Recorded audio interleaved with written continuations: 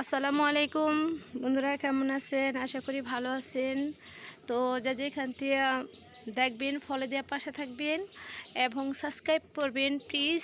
আর আজকে আমার শাওয়াল চাঁদের রোজা শেষ হইল, তাই আমি আজকে আলু দিয়ে গরু মাংস রান্না করতেছি। আমার মা আলু দিয়ে পছন্দ করে গরু গোস্ত খেতে, তাই আমি আলু দিয়ে গরু গোস্ত রান্না করতেছি। ভাত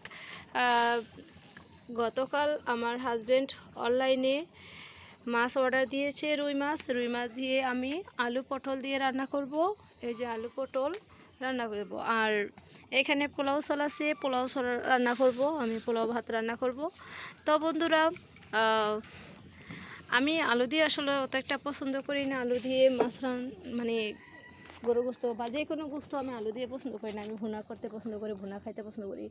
বাট আমার মা অনেক পছন্দ করে, তাই মার জন্য আর কি হয়তো বা এই আলুটা দিয়ে রান্না হচ্ছে, সমস্যা নেই। তো আপনারা আমার পাশে দেখেন। তো আমি সেমাই রান্না করেছি আপনাদের মাঝে। এখানে আমি এই যে সেমাই রান্না করেছি, বাট আর যে এখানে দুধ দিয়ে এটা আমি হাতে বানানো সেমাইটা রান্না করেছি। তো বন্ধুরা, আমি কখনো কোনো সেমাই বা ঈদের কোনো জিনিস রান্না করি নাই। তো আজকে আমার জীবনের প্রথম আমি রান্না করলাম। কেমন হয়েছে সবাই সাথে। তো এই যে দেখুন বন্ধুরা, আমার এখন গরু গোস্ত প্রায় হওয়ার। আজকে আমি সত্যি অনেক সময় আমি পাতিলাতে পোলাও ভাত রান্না করি, আজকে আমি কড়াইতে রান্না করব।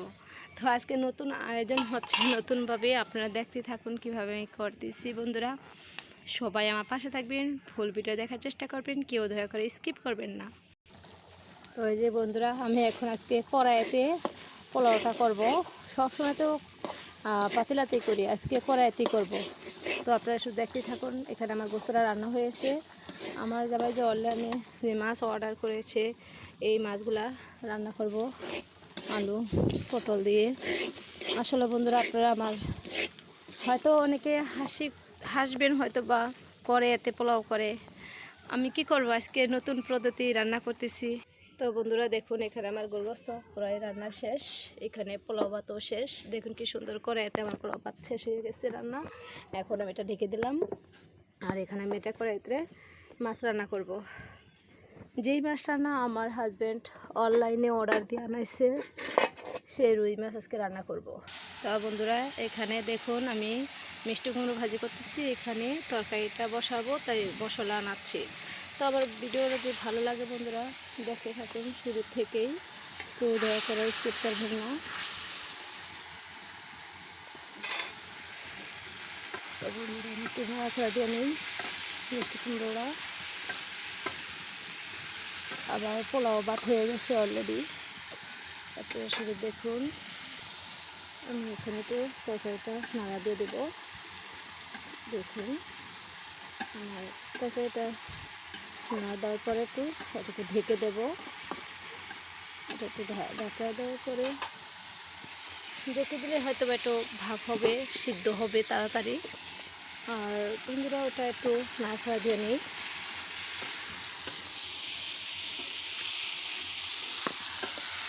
দেখুন, এটা মিষ্টি কুমড়োটা তেলে ভাজা হবে, এটাতে কোনো পানি দেওয়া হবে না। এখানে দেখুন আর এই যে গোস্ত রান্না শেষ কমপ্লিট। আমার পোলাও ভাতটা কেমন হয়েছে বন্ধুরা বলুন। এখানে আমার পোলাও ভাত রান্না অলরেডি শেষ।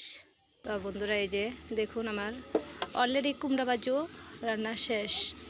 এখন শুধু আর মাছটা হইলেই আমার অলরেডি শেষ। তো বন্ধুরা, এই যে আমার অলরেডি আমার মাছের তরকারিও শেষ রান্না। তো সবাই পাশে থেকে ভিডিওটা ফুল দেখার চেষ্টা করবেন, কেউ দয়া করে স্কিপ করবেন।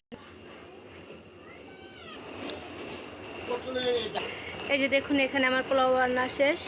এইখানে গুঁড়া মাছ, এখানে ভাজি, এখানে মিষ্টি কুমড়ো, এখানে সেমাই 2 আইটেমের, এখানে গরু গোস্ত। তো এটা মোটা ভাত। তো বন্ধুরা বলুন আমার ভিডিওটা কেমন হয়েছে। যদি ভালো হয়ে থাকে প্লিজ সবাই ফুল দেখার চেষ্টা করবেন, কেউ দয়া করে স্কিপ করবেন না। সবাই ভালো থাকবেন, সুস্থ থাকবেন। আজকে এই পর্যন্ত, আল্লাহ হাফিজ। পরবর্তী সময় আবার আসতেছি, ভালো থাকবেন সবাই। সবাইকে অগ্রিম শুভ নববর্ষের শুভেচ্ছা জানিয়ে আমি আজকে এখানেই রাখতেছি। সবাইকে নতুন বছরের শুভেচ্ছা, সবাইকে পয়লা বৈশাখের অগ্রিম শুভ নববর্ষের শুভেচ্ছা। ভালো থাকবেন, সুস্থ থাকবেন। আল্লাহ হাফেজ, বাই।